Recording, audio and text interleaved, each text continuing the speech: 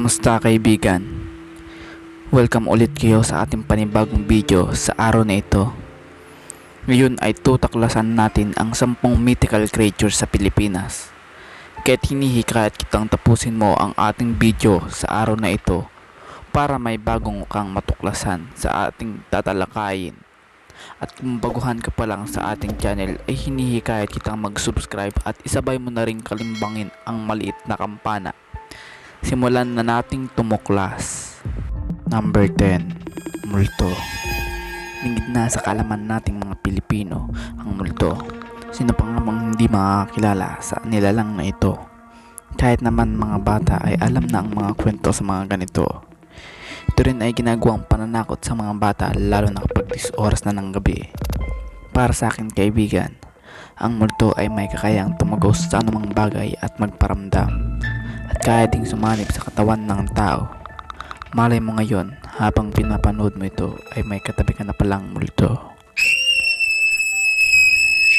Sabi ng mga eksperto, kapag ikaw daw ay nananaginip ng isang tao na hindi mo pa nakikita sa totoong buhay, ay maaaring binabantayan ka ng isang multo. Dalawa ang klase ng multo. Merong mabait at meron ding masama. Ang ibang multo ay ayaw nilang nagagambala.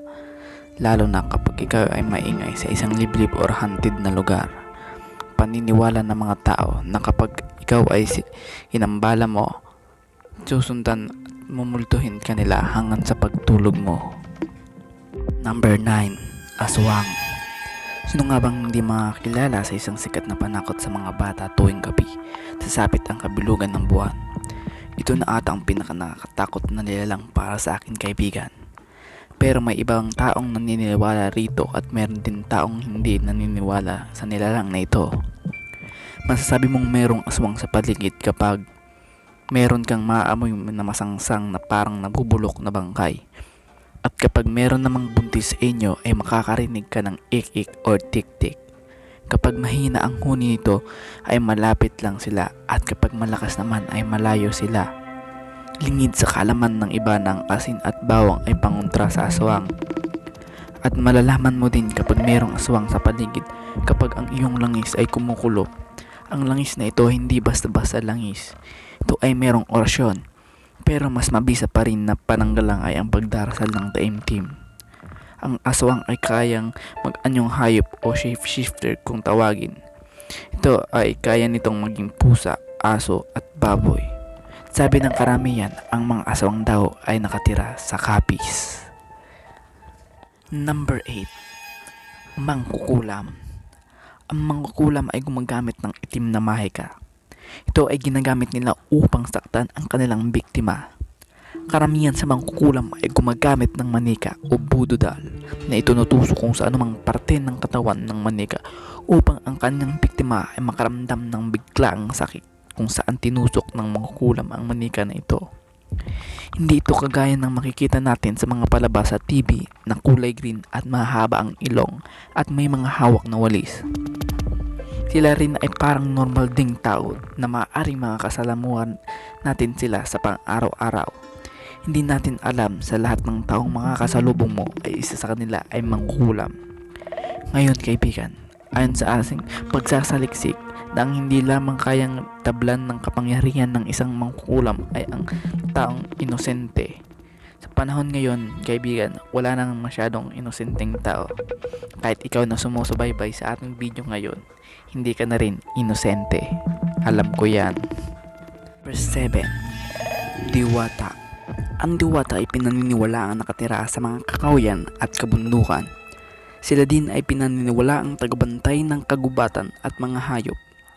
Ayon sa iba, ang diwata ay isang uri ng fairy o espiritu at kapag nakita kanilang may ginagawa o kinukuha sa kanilang pinagbabantayan ito na walang paintulot sa kanila, ay paparusahan kanila gamit ng kanilang maika.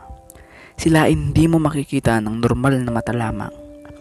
Alam mo kaibigan, base sa aking pagsasaliksik na kahit daw ay hayop at halaman, basta pag may nagawang masama ay paparusahan din ng diwata. Pero paano naman magkakasala ang halaman? Ang mga diwata raw ay kayang ma-inlove sa isang tao rin. Si rin ay daw ay maganda at salitang Dewata ay nanggaling sa wikang Hindu o Devata o Diyos. Number 6. Sigbin. Ayon sa mga matatanda, ang sigbin ay isang alagan ng mangkukulam at aswang. Pinaniniwalaan ring sila'y nakatira sa banga. Ito ay naglalakad ng paatras. Ang sigbin ay may itsurang kambing na mayroong mahabang tenga at buntot.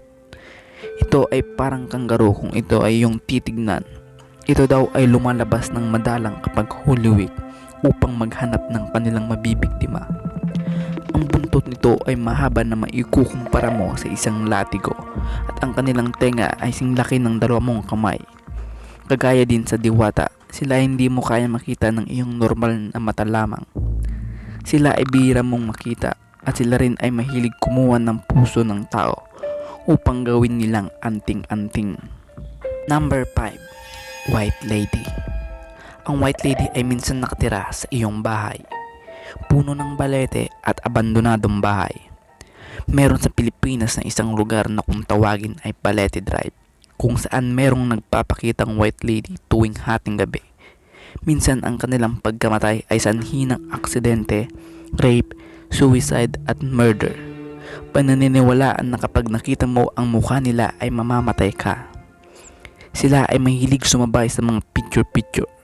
Kaya kung ako sa iyo kaibigan, suriin mong mabuti ang mga picture mo. Malay mo, may katabi ka pala at niyayakip ka na. Kadalasan ang mga White Lady ay isang hindi matahimik na mga kaluluwa. Sila ay humihingi ng hustisya para sa kanilang pagkamatay kung sila ay pinatay ng tao. Hindi lang sa Pilipinas ang mayroong White Lady, kundi sa iba't ibang panig ng mundo at meron din itong kanya-kanyang version. Number 4. Berbero ka. Naniniwala ang mga taga Ilocos Norte, Apayao at Abra na ang berbero ka ay may kakayahang sipsipin ang tubig ng ilog para ang mga patay na isda ay makikita ng kanyang biktima sa ilog. Kapag ang kanyang biktima ay bumaba para ito'y pulutin sa ilog na walang tubig, ay siya namang ilalabas ng berbero ka ang tubig upang ang kanyang biktima ay malunod at ito'y kanyang kakainin ng buhay.